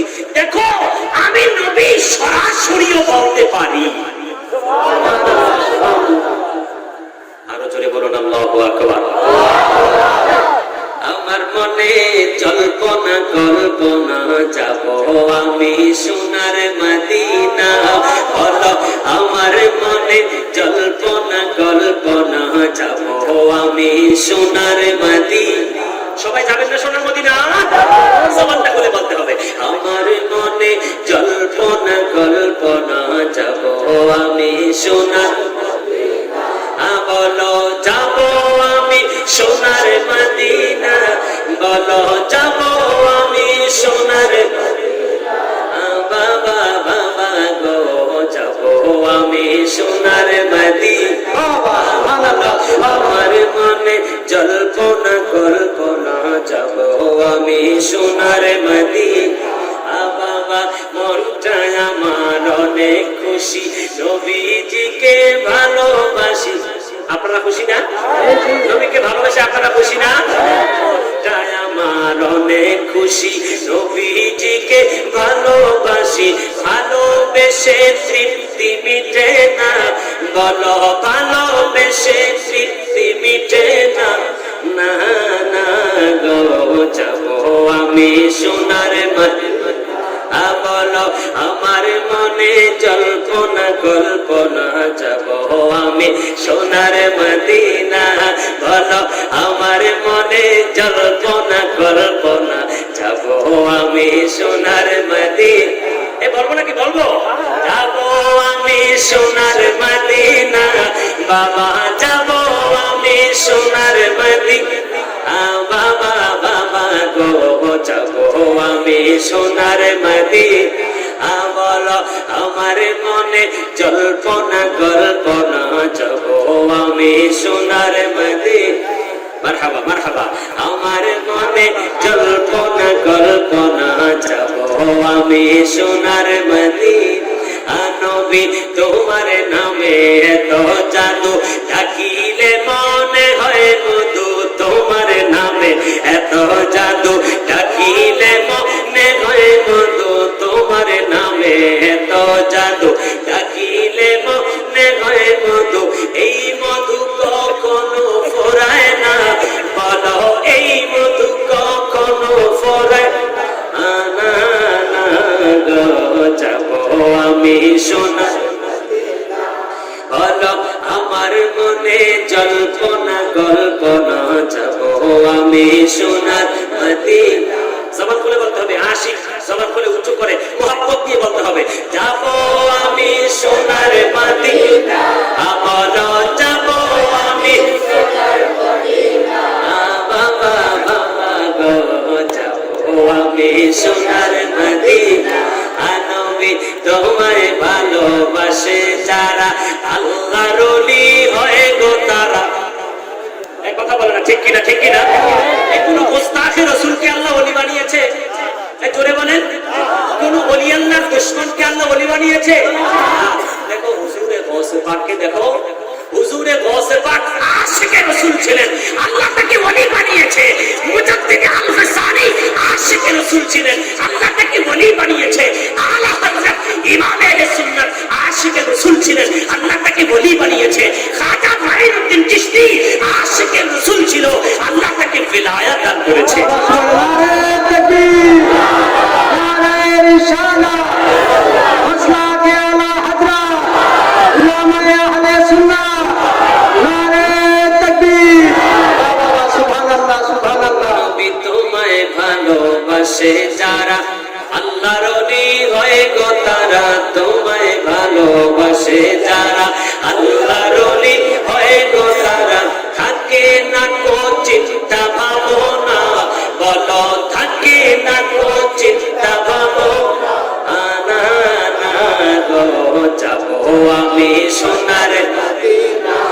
বলো আমার মনে জল্পনা কল্পনা যাব আমি সোনার মদিনা। বলো যাব আমি সোনার মদিনা, বলো যাব আমি সোনার মদিনা বাবা, বাবা গো যাব আমি সোনার মদিনা। সবাই করে বলুন আলহামদুলিল্লাহ। কেন বললাম? আল্লাহ আমাদেরকে নবীর শান বলার তৌফিক দান করেছে। একবার বলি আলহামদুলিল্লাহ। অনেক আমাদের মতো আল্লাহর বান্দা আছে যারা এগুলো করতে চায় না, শুনলে রাগ আসে, আছে না নাই? আল্লাহ আমাদেরকে তৌফিক দিয়েছেন আল্লাহর নবীর প্রশংসা করার জন্য। হায় হায়, হযরত হাসান বিন সাবিত আমার নবীর সামনে, সাহাবায়ে কেরামের সামনে নবীর নাতে রাসূল পড়তেন। আমার নবী হযরত হাসানের জন্য মসজিদে নববীতে একটা মিম্বার স্থাপন করে দিয়েছিলেন আর দোয়া করেছিলেন, মাওলা যে আমি নবী, যে তোমার হাবিব তোমার মাহবুবের প্রশংসা করে, মালিক তুমি তাকে জিবরিলের মাধ্যমে সাহায্য করো। সুতরাং যারা নবীর নাতে রাসূল শুনে মহব্বতে পড়বে, মজা পাবে, আল্লাহ এখনো জিন্দা, আল্লাহ এখনো দেখে, খোদা এখনো তাকে সাহায্য করতে পারে। চলো বলুন না সুবহানাল্লাহ। আমার প্রিয় ভাইরা, বাবারা, বন্ধুরা, বুখারী শরীফের প্রথম খণ্ডের হাদিস 19 থেকে 20 নম্বর পৃষ্ঠার হাদিস। আল্লাহর পয়গম্বর দুনো জাহানের বাদশাহ মালিক মুখতার ইরশাদ করেছেন, দুনিয়ার মানুষ শুনে নাও, আমি যখন মিরাজে যাচ্ছিলাম, আমি আল্লাহ তাবারক ওয়া তাআলাকে উত্তম আকৃতিতে দেখেছি। রাআইতু রাব্বি আযজা ওয়া জাল্লা ফি আহসানি সূরাতিন। আমার মাওলাই কারীম বলেন, ও আমার সাহাবায়ে কেরাম শুনে নাও, আমি আমার আল্লাহ তাবারক ওয়া তাআলাকে উত্তম আকৃতিতে দেখেছি। আমার ভাইরা বাবারা, আমার নবী পাক সাল্লাল্লাহু আলাইহি ওয়া আলিহি ওয়াসাল্লাম ইরশাদ করেছেন, আমি যখন আল্লাহ তাবারক ওয়া তাআলার সাথে দিদার করতে গেলাম তখন আমার আকৃতি ছিল উত্তম। এইজন্য আমি আমার আল্লাহকে আমার এই চর্ম চক্ষু দ্বারা আল্লাহর দিদার পেয়ে গেছি। বলেন সুবহানাল্লাহ, সুবহানাল্লাহ। আমার ভাইরা বাবারা, ওই সময় আল্লাহর হাবিব সাল্লাল্লাহু আলাইহি ওয়াসাল্লামকে মহান নবী করিম জিজ্ঞাসা করছিলেন, ইয়া মুহাম্মদ সাল্লাল্লাহু আলাইহি ওয়াসাল্লাম, এই মুহূর্তে ক্বালা ফীমা ইয়াখতাসিমুল মালাউল আ'লা, হে মুহাম্মদুর রাসূলুল্লাহ, হে আমার হাবিব, আমার বন্ধু নবী, ফেরেশতারা কোন বিষয় নিয়ে বাকবিতণ্ডা করে? আল্লাহর হাবিব বলেন, আনতা আ'লাম, ইয়া আল্লাহ, আমার চাইতে আপনি বেশি ভালো জানেন। আল্লাহ তাবারক ওয়া তাআলা যখন আমার নবী পাক সাল্লাল্লাহু আলাইহি ওয়াসাল্লামকে দিদার দান করলেন, আমার নবী মুস্তাফা জবান দিয়ে বলতেছেন, ফাওয়াদা কাফাহু বাইনা কাতিফাইয়া, আল্লাহর হাবিব সাল্লাল্লাহু আলাইহি ওয়াসাল্লাম বলেন, আমার আল্লাহর কুদরতি হাত মুবারক আমার দুই কাঁধের মধ্যে রাখলেন। হাদিস থেকে শোনাচ্ছি, হাদিস থেকে আল্লাহর হাবিব বলেন, ফাওয়াদা কাফাহু বাইনা কাতিফাইয়া ফাওয়াজাতু বাইনা খাদাইয়া, আমার আল্লাহ তাবারক ওয়া তাআলা যখন আমি মুহাম্মাদের দুই কাঁধে আল্লাহর কুদরতি হাত মুবারক রেখে দিলেন, তো আমি নবী আমার অন্তরে শীতলতা অনুভব করলাম। বলেন সুবহানাল্লাহ। আমার নবী বলেন, আমি যখন আমার দিলে আমার বুকে শীতলতা অনুভব করলাম, আমার ভাইরা বাবারা বন্ধুরা, আমার নবী বলেন, ফাআলিমতু মা ফিস সামাওয়াতি ওয়াল আরদ। আমার ভাইরা বুখারী শরীফের হাদিস, মিশকাতুল মাসাবিতে হাদিস রয়েছে। আমার নবী বলেন, আমার আল্লাহর কুদরতি হাত যখন আমার দুই কাঁধে এসে গেল, আমার বুকের মধ্যে যখন আমি শীতলতা অনুভব করলাম, তো আমি নবীজি যতগুলো আসমান রয়েছে, যতগুলো জমিন রয়েছে, সমস্ত আসমান এবং জমিনের মধ্যে যা কিছু আছে সব আমি নবী জেনে ফেললাম। সুবহানাল্লাহ, কোনো কিছুই বাদ নাই। আর এখানে যদি কেউ বলেন না নবীকে এতটুকু দেওয়া হয়েছে, নবী এটা জানে ওইটা জানে না, আল্লাহ নবীকে এতটুকু দিয়েছে অতটুকু দেয় নাই। আল্লাহর হাবিব তো কোনো জায়গায় কথা বলেন নাই যে আমাকে এতটুকু দিয়েছে অতটুকু দেয় নাই। নবী বলে, ফাআলিমতু মা ফিস সামাওয়াতি ওয়াল আরদ, আমি নবী আসমান এবং জমিনে যা আছে মা মায়ে মাউসুল। আল্লাহর হাবিব বলেছে, হায় হায়, দুনিয়া তো দুনিয়া, আসমান তো আসমান, এই জমিন এবং আসমানে যা কিছু রয়েছে আমি নবী সব জেনে ফেলেছি। এবার একটু চিন্তা করে দেখো তো, আহলুস সুন্নাহ ওয়াল জামাতের আকীদার সাথে হাদিসে পাকের আকীদার মিল আছে না নাই? সরাসরি হাদিসে পাকে আছে না নাই? না আমরা শুধু কিচ্ছা কাহিনী বলি, অমুক আল্লাহর ওলি কি করেছে, অমুক আল্লাহর ওলি কি করেছে। আরে কোরআন ও হাদিসে নবীদের মুজিজাও আছে, আল্লাহর ওলিদের কারামতও রয়েছে। আচ্ছা, নবীদের মুজিজা আছে এটা তো আপনারা বুঝলেন, কিন্তু ওলি আল্লাহদের কারামত আছে এটা আমরা শুনি, কিন্তু কেউ কেউ বলেন না না না না ওলি বলতে কিচ্ছু নাই। নাউজুবিল্লাহ বলবেন না? আপনাদের এই দেশে আছে কিনা বা বলে কিনা আমি জানি না, কিন্তু আমাদের দেশে বহুত আছে এরকম, ঘোমটা দিয়ে দিয়ে চেহারা দেখা যায় না, নববধূর ঘোমটাওয়ালা হুজুর, গাড়ি তো এত বড় লম্বা, আবার মদিনা ইউনিভার্সিটির লকবও আছে। আছে না নাই? আছে না নাই? হায় হায়, দেখেন তাদের সাথে শত্রুতা নাই, আল্লাহ তাদেরকে হিদায়াত দান করুক, বলেন আমিন। এগুলো কেন বলা হচ্ছে? নবী প্রেমিক, ওলি প্রেমিক আমার সুন্নি ভাইরা যেন ধোঁকা না খায়। কথা বলেন ঠিক কিনা? কোন মুসলমান, কোন সুন্নি মুসলমান যেন তাদের ঘোমটা দেখে আর মাক্কি মাদানি আর আজহারি দেখে যেন ধোঁকা না খায়, এই জন্য এই কথাগুলো বলা। ধরে বলেন ঠিক কিনা? এবার বলুন তো, কোরআন থেকে একটা কারামত দেখিয়ে দেই। কোরআনে বহুত আছে, বহুত বহুত আছে। কয়টা বলবো? একটা বলে দিই, সূরাতুল কাহফ বলে। নম্বর আয়াত থেকে পড়া শুরু করবেন, নোট করতে পারেন কলম খাতা নিয়ে। আমি কোরআন পড়ি, আমি হাফিজে কোরআন আলহামদুলিল্লাহ। সূরাতুল কাহফ 15 নম্বর পারা, 60 কি বলেন আপনারা? 60 নম্বর আয়াত থেকে বাড়িতে গিয়ে আয়াতটা দেখবেন, মিলাবেন। হযরতে মূসা কালিমুল্লাহকে আল্লাহ বলছে, হে মূসা, আমার এক বন্ধু আছে, আমার এক মাহবুব আছে, তার নাম খিজির। তিনটা স্পেলিং এটা উচ্চারণ, খিজির, খিতুর, আর একটা হলো খাদির। অর্থাৎ হযরত খিজির আলাইহিস সালাম যেই জায়গাতে শুইতেন, বসতেন, চলতেন, ওই জায়গাটা উর্বর হয়ে যেত, সবুজ গাছপালা জন্মাইত। এই জন্য তার নাম খিজির। মূসাকে বললেন, মূসা যাও একটু আমার বন্ধুর সাথে দেখা করে আসো। হযরতে মূসা আলাইহিস সালাম একজন আল্লাহর পয়গম্বর। ইউশা ইবনে নূন ওনার খাদিম, কেউ বলেছেন ইউশা ইবনে নূন নবী ছিলেন, ইখতিলাফ রয়েছে। ওনাকে নিয়ে চললেন, মাছ ভুনা করেছেন। ভুনা কোরআন থেকে শোনাচ্ছি, কোরআন। এটা বাংলা, ভারতের, নেপাল, ভুটানের কোন আল্লাহর ওলির কিচ্ছা কাহিনী নয়, বরং কোরআনে রয়েছে। কোথায় রয়েছে এটা বলেন? কোথায় রয়েছে? তো বোঝা গেল আল্লাহ কোরআনে কিচ্ছা কাহিনীও কইছে। জোরে বলুন না সুবহানাল্লাহ। সুন্নিরা যদি কোন আল্লাহর ওলির কাহিনী বলে, তো কিছু কিছু ডক্টর বলে, এই দেখো বিদাতি হুজুর, সুন্নি মৌলভী কিচ্ছা কাহিনী ছাড়া কিছুই পারে না। বলে কি বলে না? বলে কি বলে না? আরে দেখো, আল্লাহ তাবারাক ওয়া তাআলা একজন নবী, একজন পয়গম্বরকে আরেকজন আল্লাহর পয়গম্বরের অনুসরণ করার কথা বলেছেন।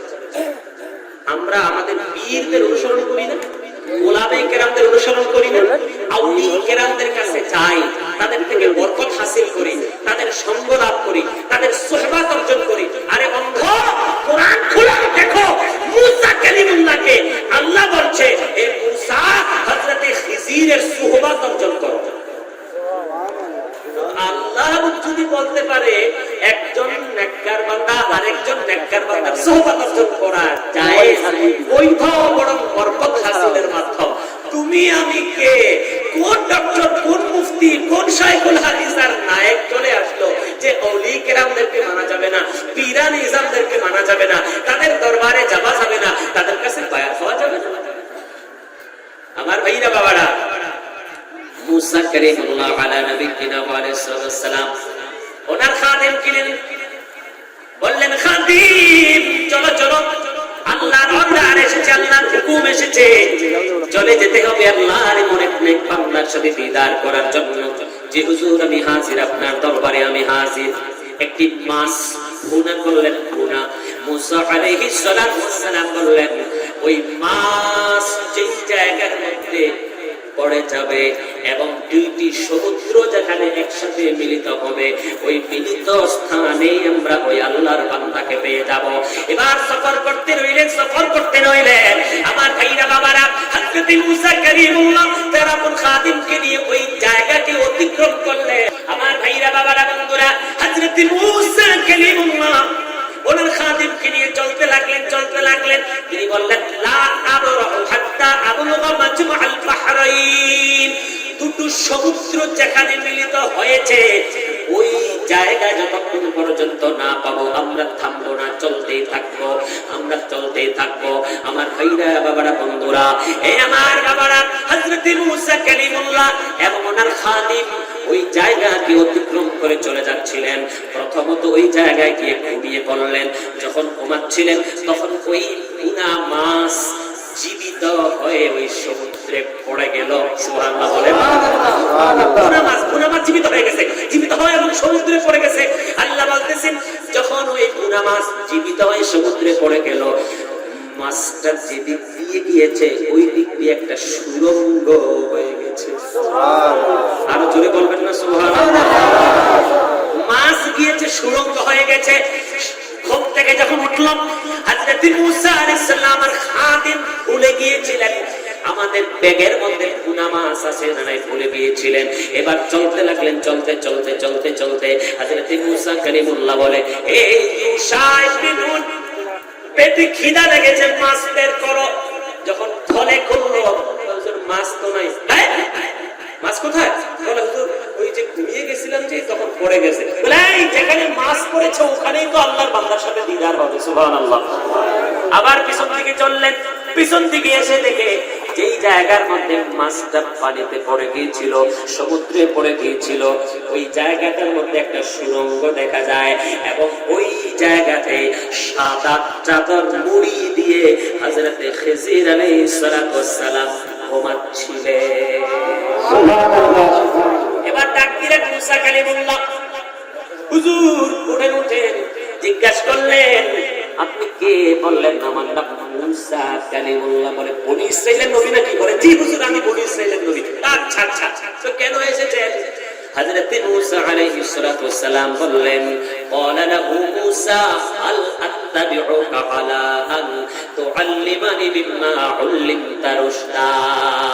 হযরত মুসা কালিমুল্লাহ বললেন, ও খিজির, ও হুজুর, আমি আপনার ইত্তেবা করব, আমি আপনার অনুসরণ করব, আপনার সঙ্গ লাভ করব, আপনার সুহবাত অর্জন করব। আমার প্রিয় প্রিয় মুসলমান ভাই ও বোনেরা, ভালো করে মনোযোগ দিয়ে কথাটা শুনেন। আল্লাহ তাবারাকা তাআলা কোরআনে পাকে ইত্তেবা বাবে ইফতিআল এই ধাতু দিয়ে বুঝিয়ে দিলেন, আল ইত্তেবাউ দিয়ে বুঝিয়ে দিলেন। হযরত মুসা আলাইহিস সালাতু ওয়াস সালাম খিজির আলাইহিস সালাম সুহবাত অর্জন করতে চাইলেন। বলেন সুবহানাল্লাহ। এখানে প্রমাণ হয়ে গেল সুন্নি মুসলমান পীরানি নিজামদের কাছে বায়াত হয়, তাদের সঙ্গ লাভ করে, আল্লাহর ওলিদের সুহবাত অর্জন করে, তাদের পিছনে পিছনে যায়, তাদের সঙ্গ লাভ করে, তাদের খানকায় যায়, তাদের খানকায় দান করে, খায়রাত করে, তাদেরকে হাদিয়া দেয়, তাদের থেকে দ্বীনি ইলম অর্জন করে। আমার ভাইরা, এই পীরানি নিজামদের সঙ্গ লাভ করা কোরআনেও আছে। যারা অন্ধ ওরা তো উষ্টা খাবে রাস্তায়। কি খাবে? উষ্টা। উষ্টা কি বলে না? যারা অন্ধ তারা কি রাস্তা দেখে নাকি? অন্ধরা তো রাস্তা দেখে না। তো অন্ধ ব্যক্তিকে চালানোর জন্য আরেকজন ব্যক্তি লাগবে। আরে দেখো, আমাদের চোখ আছে, আমরা কোরআন থেকে ওলি আল্লাহদের সুহবতের দলিল খুঁজে খুঁজে পাই। মুসা আলাইহিস সালাম বললেন, আমি আপনার সুহবত অর্জন করব, আমি আপনার থেকে ইলম অর্জন করব, আমি আপনার থেকে দ্বীন শিখব, আপনি আমাকে শিক্ষা দিবেন। বড় হযরত মুসা আলাইহিস সালাতু ওয়াস সালাম বললেন, আল্লাহ তাবারাকা তাআলা আপনাকে যা শিক্ষা দিয়েছেন ওই আল্লাহর দেওয়া থেকে আমি মুসাকে কিছু শিখাবেন। এই বাবা, আরেকটা মাসালা বলতে গেলে তো অনেক সময়ের দরকার। হ্যাঁ বলবো তো, আরেকটা জলসা আছে ওখানে শোনাবো। আজকে বেশি সময় না, আর মাত্র 20 মিনিট কথা বলবো। এরপরে সবটা মজা শেষ করে ফেললে তো আমার আর চিনবে না। তো হুজুর তো চিনে ফেলেছি, মজা শেষ। আচ্ছা, কিছু মাঝখানে ব্রেক করে চলে যাবো, আরেকটা জলসা আছে। আমার ভাইরা, বাবারা, বন্ধুরা, এখান থেকে আরেকটা মাসালা আমরা জানাই। আমার প্রিয় প্রিয় মুসলমান ইমানদার সুন্নি ভাইরা, হযরত মুসা আলাইহিস সালাতু ওয়াস সালাম খিজির আলাইহিস সালামকে বললেন, হে খিজির, আপনাকে আল্লাহ যা দান করেছেন ওই আল্লাহর দেয়া দান থেকে আমি মুসাকে কিছু শিখাবেন। আমাদেরও তো আকীদা এই, গৌসে পাকের মাজারে কেন যাই? আমাদের আকীদা হলো গৌসে পাক হলো আল্লাহর বন্ধু। আমার আল্লাহ আমার গৌসে পাককে দান করেছেন, আর গৌসে পাকের দরবারে যারা যাবে আল্লাহ প্রদত্ত ক্ষমতায় গৌসে পাক আমাদেরকে দান করবে। এই আকীদা কি কোরআন হাদিসে আছে না নাই? মানে বললাম না তো। এই দেখেন, মুসা বলে, আপনাকে আল্লাহ যা দান করেছেন তার থেকে আমি কিছু শিখবো। এবার হযরত খিজির আলাইহিস সালাম বলেন, ও মুসা কালিমুল্লাহ, ও মুসা কালিমুল্লাহ, ক্বালা ইন্নাকা লান তাসতাতিআ মাইয়া সাবরা। হে মুসা, আমার সাথে তুমি যদি সঙ্গ লাভ করো তো তুমি ধৈর্য ধারণ করতে পারবে না। বলো না হুজুর পারবো। পারবে তো? আচ্ছা, একটা শর্ত আছে। কি শর্ত হুজুর? বলে, আমার সাথে যতক্ষণ চলবে আমার কোনো কাজে তুমি কোনো আপত্তি করতে পারবে না। বলে হুজুর ঠিক আছে, আপত্তি করব না। চললেন, এবার নৌকা পার হবেন, নদী পার হয়ে যাবেন। নৌকা হসতেছেন, একটা নৌকা চলে আসলো। নৌকার মাঝিরা এবার হযরত খিজির আলাইহিস সালামকে চিনে ফেললেন যে হয়তো উনি আল্লাহর নেককার বান্দা হবে। এবার হযরত খিজির আলাইহিস সালাম আর মুসা কালিমুল্লাহকে নিয়ে নদী পার হওয়ার জন্য নৌকাতে উঠলেন। নৌকাতে উঠার পরে আমার ভাইরা, বাবারা, বন্ধুরা, এবার নৌকা থেকে নামার আগে মাছ নদীতে হযরত খিজির আলাইহিস সালাম নৌকার তলা থেকে একটা কাঠ খুলে ফেললেন। বুঝলেন বুঝলেন বুঝলেন? একটা কাঠ খুলে ফেললেন। প্রশ্ন আপনাদের কাছে, বাবারে, মাছ নদীতে যদি নৌকার কাঠ খোলা হয়, নৌকা কি থাকবে না ডুবে যাবে? দেখো কোরআন, দেখো কোরআন, কোরআন দেখো। মাছ নদীতে খিজির কাঠ খুলে ফেলেছে। একটা, দুইটা, কেউ বলেছেন একটা, কেউ বলেছেন দুইটা। কিন্তু আমার ভাইরা, বাবারা, বন্ধুরা, এবার হযরত খিজির আলাইহিস সালাতু ওয়াস সালাম যখন নৌকার মাঝখান থেকে কাঠ উঠিয়ে ফেললেন, নৌকা আর ডুবে না, নৌকার মধ্যে পানি আর ওঠে না, নৌকার মধ্যে পানি আর ওঠে না। ওই পারে চলে গেলেন। ওই পারে যাওয়ার পরে এবার হযরত মুসা আলাইহিস সালাম বললেন, হায় আফসোস, হে খিজির, কি করলেন আপনি, কি করলেন?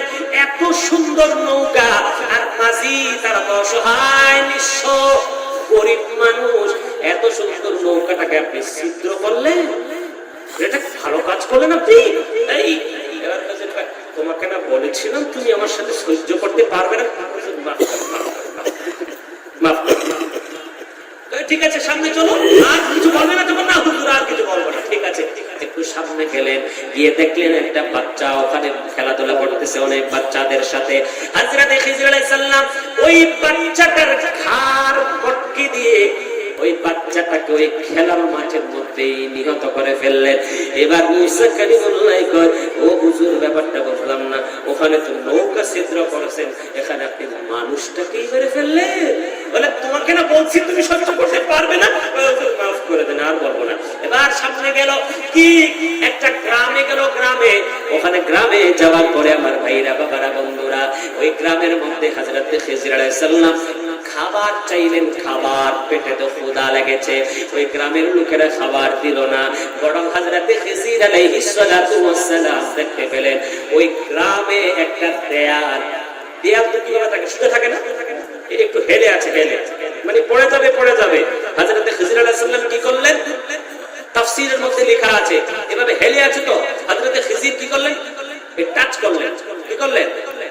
টাচ করতেই দেয়াল শুরু হয়ে গেল, দাঁড়ায় গেছে। বলে সুবহানাল্লাহ। একটু টাচ করলেন, শুরু হয়ে দাঁড়ায় গেল।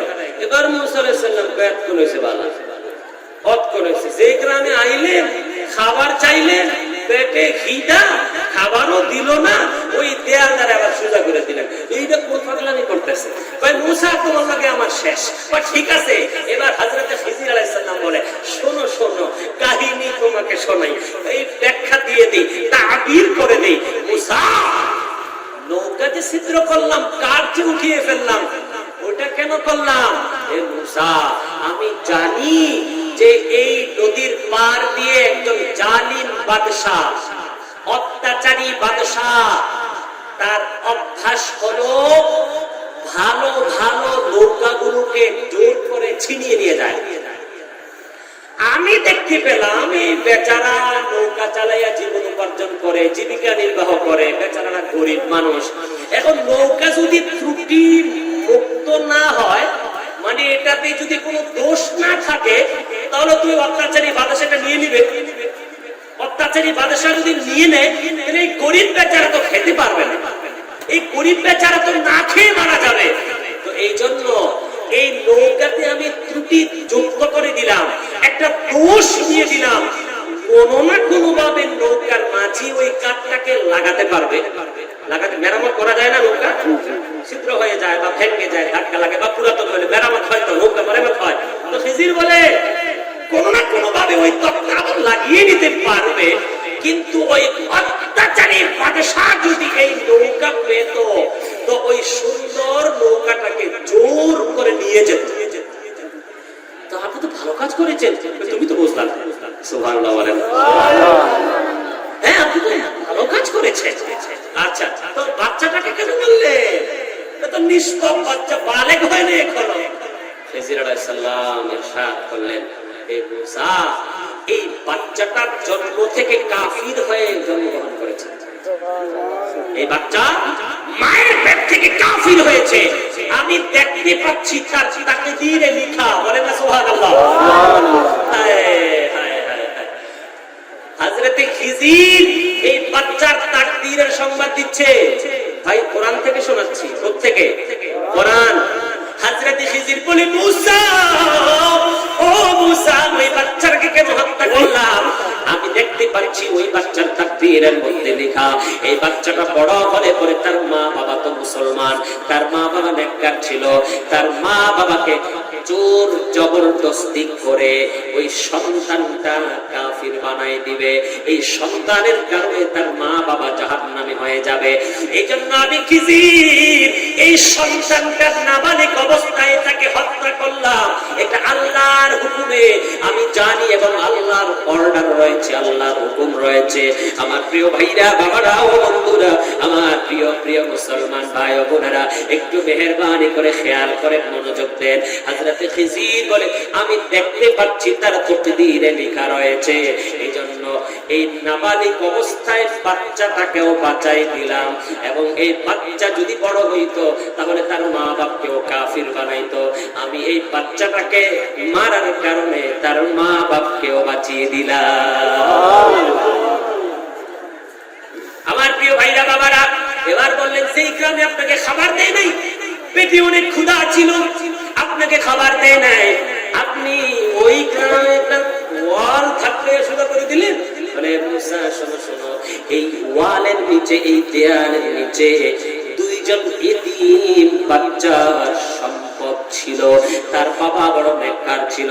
এই সন্তানেরা এতিম হয়ে যাবার ভয়ে তার পিতা, নেককার পিতা, তাদের জন্য ওই কিছু স্বর্ণ মুদ্রা অথবা স্বর্ণের প্লেট ইত্যাদি এই দেয়ালের নিচে পুঁতে গিয়েছিল। যখন ওই সন্তানেরা বড় হবে, ওই তাদের পিতার সম্পদ ওখান থেকে কুড়িয়ে বের করে তারা জীবন উপার্জনে ব্যয় করতে পারবে। আমার ভাইরা, বাবারা, বন্ধুরা, আমার বাবারা, এই জন্য আহলুস সুন্নাহ ওয়াল জামাতের উলামায়ে কেরাম, আউলিয়ায়ে কেরামদের কালামত, কারামত বর্ণনা করে, আল্লাহর নবীজির কারাম, মুআজিজাগুলো বর্ণনা করে, আল্লাহর নবীজির মহত্ব, মর্যাদা, বৈশিষ্ট্যগুলো বর্ণনা করে। এই সমস্ত কিছু কোরআন ও হাদিস সম্মত। জোরে জোরে বলুন সুবহানাল্লাহ। আমার প্রিয় ভাইরা, বাবারা, এই জন্য আহলুস সুন্নাহ ওয়াল জামাতের আকীদায় থাকতে হবে। আহলুস সুন্নাহ ওয়াল জামাতের আকীদার বিপরীত আকীদায় যাওয়া যাবে না। আল্লাহ তাবারক ওয়া তাআলা আমাদের সকলের ঈমানকে মজবুত রাখুন। জোরে জোরে বলি আমিন। মদিনার মাটি রে, তুই যে বড় কাটি রে, বলো ও মদিনার মাটি রে, তুই যে বড় কাটি রে, আমার নবীর কারণে, বলে না আমার নবীর কারণে। তুমি ছিলে ইয়াসরিব, গিয়েছেন খোদার হাবিব, তুমি ছিলে ইয়াসরিব, গিয়েছেন খোদার হাবিব, তোমার নসিব খোলে গেছে রে নবীজির চরণে রে, তোমার নসিব খোলে গেছে রে নবীজির চরণে রে, আমার নবীর কারণে। বলো মদিনার মাটি রে, তুই যে বড় কাটি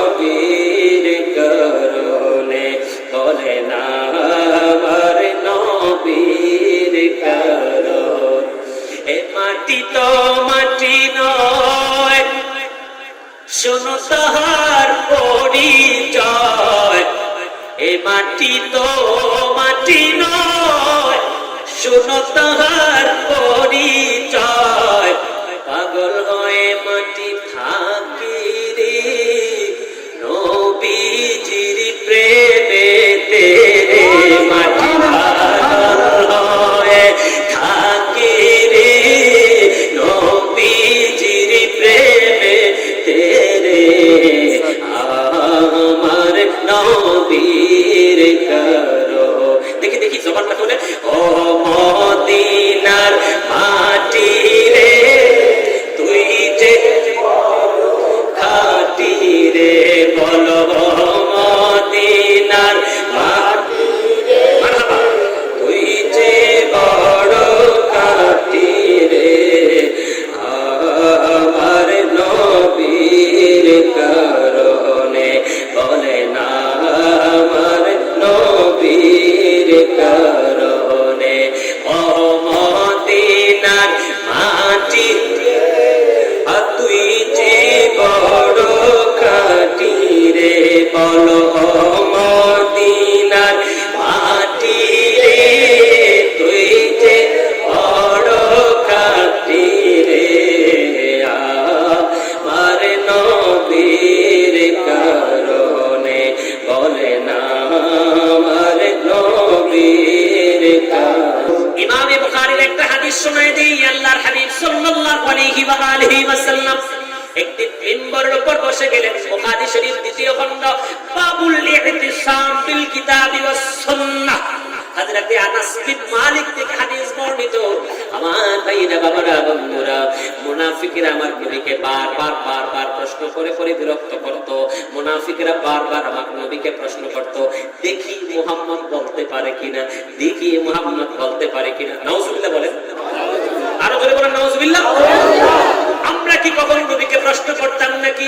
না না, আমাদের আকীদা যে আমার নবী আল্লাহর বন্ধু, নবীকে যাচাই করা যাবে না, আমার নবী সব জানে। সুবহানাল্লাহ, সুবহানাল্লাহ। আমার ভাইরা, বাবারা, বন্ধুরা, মুনাফিকরা আমার নবীকে বারবার প্রশ্ন করে আমার নবী উত্তর দেয়। বারবার প্রশ্ন করার কারণে আল্লাহর হাবিব সাল্লাল্লাহু আলাইহি ওয়াসাল্লাম একটু রেগে গেলেন। আমার নবী পাক সাল্লাল্লাহু আলাইহি ওয়াসাল্লাম রাগ হয়ে মিম্বরের উপর বসে গেলেন। বসে বললেন, আল্লাহর কসম, এ আমার সাহাবায়ে কেরাম, আমি নবীকে যা মনে চায় প্রশ্ন করো, আমি মিম্বরের উপর যতক্ষণ বসে আছি যেই প্রশ্ন করবে উত্তর দিয়ে দেব। ভাই, একটু খেয়াল করেন। আল্লাহর হাবিব বলেন, যা মনে চায়, কি মনে চায়, কোনটা মনে চায়? সৃষ্টির শুরুর কথা, সৃষ্টির শেষের কথা, কিয়ামত কবে হবে, মায়ের পেটে কি আছে, বৃষ্টি কখন হবে, কার সন্তান কে হবে, কোন সন্তানটা কোন বাবার বীর্য, কে জান্নাতি হবে, কে জাহান্নামী হবে। নবী মুস্তাফা বলে, যা মনে চায় বলো, আমি নবী উত্তর দিয়ে দেব। আর এটা বুখারী শরীফের হাদিস। একজন ব্যক্তি দাঁড়িয়ে বলল, আইনা মাদখালি ইয়া রাসূলুল্লাহ, ও দয়াল নবীজি, আপনি বলুন আমার স্থান কোথায় হবে। মুনাফিক ছিল এটা। যখন নবীকে প্রশ্ন করলো, আমার নবী এক সেকেন্ড দোয়ার দেরি করে নাই, সাথে সাথে বলে দিল, তুমি জাহান্নামে যাবা। বাবা, জাহান্নামে যাবা, এই প্রশ্নের উত্তর দেওয়ার জন্য কতটুকু ইলম দরকার? একজন মানুষ বালিগ হওয়ার পর থেকে মরণ পর্যন্ত ওই ব্যক্তি প্রকাশ্যে এবং অপ্রকাশ্যে কি করেছে তা জানা থাকতে হবে। কি বলেন? একজন ব্যক্তি বালিগ হওয়ার পর থেকে তার উপরে নামাজ ফরজ, রোজা ফরজ, সে কি মুসলমান না মুমিন, তার কথাবার্তায়, তার চলাফেরায় বুঝতে হবে, জানতে হবে, দেখতে হবে। এরপরে তার মরণের শেষ অবস্থা দেখতে হবে। আল্লাহর হাবিবকে যখন প্রশ্ন করা হলো, ইয়া রাসূলুল্লাহ, বলুন আমি কি জান্নাতি না জাহান্নামী? আল্লাহর হাবিব বলেন, ও ব্যক্তি, তুমি কিয়ামতের ময়দানে জাহান্নামে যাবা। বালিগ হওয়ার পর থেকে ইন্তেকাল পর্যন্ত এমন একটা সেকেন্ডের জন্য বাদ নাই আমার নবী দেখে না, জানে না, বোঝে না, বরং ওই ব্যক্তি প্রকাশ্যে কি করে, অপ্রকাশ্যে কি করে, আমার আল্লাহ আমার নবীকে সেই খবর জানিয়ে দিয়েছে। এরপরে হযরত আব্দুল্লাহ ইবনে হুযাফা নবীর সাহাবী ছিল, তিনি ঈমানদার ছিল, দাঁড়ালো, বললেন ইয়া রাসূলুল্লাহ, ইয়া হাবিবাল্লাহ, ও দয়াল নবীজি, আমি আমার বাবার নাম জানতে চাই। সুবহানাল্লাহ বলেন না? বাবার নাম জানতে চাই। আমার নবী দেরি করেন নাই, শ্বাস ফালান নাই, প্রশ্ন শুনতে দেরি। নবী পাক বললেন আবুকা হুযাফা, তোমার বাবার নাম হলো হুযাফা। বলেন সুবহানাল্লাহ। এই বাবা বন্ধুরা, ও আমার মুসলমান ভাই ও বোনেরা, আমার যুবক ভাইয়েরা, মাস্টার ভাইয়েরা, লেকচারার ভাইয়েরা, দুনিয়াবী শিক্ষায় শিক্ষিত আমার ভাইয়েরা, বাবারা, ইমামে বুখারীর হাদিস শুনাইলাম। আল্লাহর নবী দুনো জাহানের মালিক ও মুখতার ইরশাদ করেছেন, ও দুনিয়ার মানুষ, আমি নবীকে একটু চিনো, আমি নবীকে একটু জানো, আমি নবীকে একটু চিনো, আমি নবী কেমন নবী রে, আমি নবী ক্ষমতা আল্লাহ কি দান করেছে, আমি নবী জানি কোন সন্তান কোন মায়ের পেটে হয়েছে, আমি নবী জানি কোন সন্তানটা কোন পুরুষের বীর্য দ্বারা তৈরি হয়েছে।